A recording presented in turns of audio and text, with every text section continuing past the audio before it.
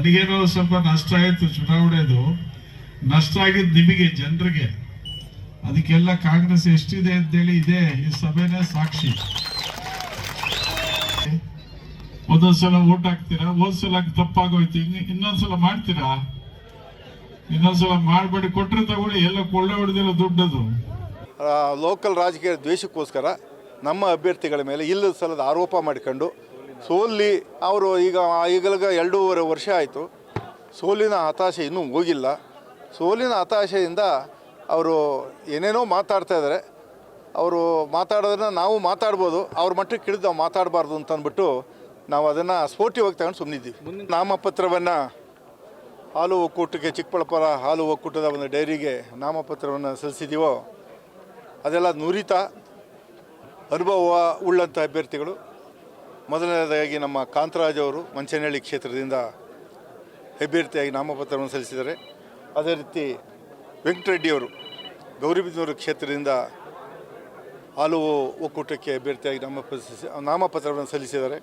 ಅದೇ ರೀತಿ ಮಹಿಳಾ ಕ್ಷೇತ್ರದಿಂದ ಶ್ರೀಮತಿ ಸುಧಾ ಅವರು ನಾಮಪತ್ರವನ್ನು ಸಲ್ಲಿಸಿದ್ದಾರೆ. ಎಲ್ಲರೂ ಕೂಡ ಅತ್ಯುತ್ತಮ ಅಭ್ಯರ್ಥಿಗಳು. ಎಲ್ಲವರನ್ನ ಸಮಾಲೋಚನೆ ಮಾಡಿ ನಮ್ಮ ಕ್ಷೇತ್ರದ ಹಾಲು ಅವರ ಒಂದು ಅಡ್ವೈಸನ್ನು ಕೇಳ್ಕೊಂಡು ಅವರ ಅಭಿಪ್ರಾಯದ ಮೇರೆಗೆ 3 ಅಭ್ಯರ್ಥಿಗಳನ್ನು ನಾವು ಸೆಲೆಕ್ಟ್ ಮಾಡಿ ಇವತ್ತು ನಾಮಪತ್ರ ಸಲ್ಲಿಸ್ತಾ ಇದ್ದೀವಿ. ಇವರೆಲ್ಲ ಬಹುಮತದಿಂದ, ಅತ್ಯಂತ ಹೆಚ್ಚಿನ ಬಹುಮತದಿಂದ 3 ಜನ ಅಭ್ಯರ್ಥಿಗಳು ಗೆದ್ದು ಬರ್ತಾರೆ ನಾವು ವಿಶ್ವಾಸ ಇದೆ. ಖಂಡಿತ ಗೆದ್ದು ಬರ್ತಾರೆ. ಅವ್ರದ್ದು ಅವರು ಗೆಲ್ತೀನಿ ಅಂತ ಹೇಳಲ್ಲ. ಅವ್ರ ಅಭ್ಯರ್ಥಿಗಳನ್ನ ನಮ್ಮ ಅಭ್ಯರ್ಥಿಗಳು ಗೆಲ್ಸಿ ಅಂತ ಎಲ್ಲರೂ ಒಂದು ಮಾತಾಡಿದಾರ? ಇಲ್ಲ. ಅವ್ರು ಇನ್ನೊಬ್ಬರು ಸೋಲಿಸ್ತೀನಿ, ಆ ಅಭ್ಯರ್ಥಿನ ಸೋಲಿಸ್ತೀನಿ, ಈ ಅಭ್ಯರ್ಥಿನ ಸೋಲಿಸ್ತೀನಿ ಅಂತಲ್ಲ ಹೊರತು ಅವ್ರು ಕಾಂಗ್ರೆಸ್ ಪಕ್ಷದ ಅಭ್ಯರ್ಥಿಗಳನ್ನು ನಾನು ಗೆಲ್ಲಿಸ್ತೀನಿ ಅಂತ ಎಲ್ಲೂ ಮಾತಾಡಿಲ್ಲ.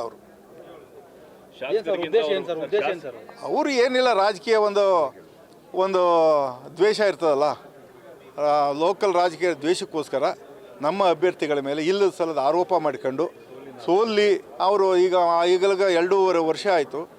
ಸೋಲಿನ ಹತಾಶೆ ಇನ್ನೂ ಹೋಗಿಲ್ಲ. ಸೋಲಿನ ಹತಾಶೆಯಿಂದ ಅವರು ಏನೇನೋ ಮಾತಾಡ್ತಾ ಇದ್ದಾರೆ. ಅವರು ಮಾತಾಡೋದನ್ನ ನಾವು ಮಾತಾಡ್ಬೋದು, ಅವ್ರ ಮಟ್ಟಕ್ಕೆ ಹಿಡಿದು ನಾವು ಮಾತಾಡಬಾರ್ದು ಅಂತ ಅಂದ್ಬಿಟ್ಟು ನಾವು ಅದನ್ನು ಸ್ಫೋರ್ಟಿವಾಗಿ ತಗೊಂಡು ಸುಮ್ಮನಿದ್ದೀವಿ. ನೋಡಿ, ಇನ್ನೂ 2.5 ವರ್ಷ ಇದೆ. ಕಾಂಗ್ರೆಸ್ ಪೋಟ ಯಾರು ಹರಿಸ್ತಾರೆ ಅಂತ ಇನ್ನೂ ಗೊತ್ತಿಲ್ಲ. ಯಾರಿಗೆ ಟಿಕೆಟ್ ಕೊಡ್ತಾರೋ, ಯಾರು ಆರಿಸ್ತಾರೋ ಅದು ಭವಿಷ್ಯದಲ್ಲಿ ಗೊತ್ತಾಗುತ್ತೆ. ಈಗೇನು ಮಾತಾಡೋಕ್ಕಾಗಲ್ಲ.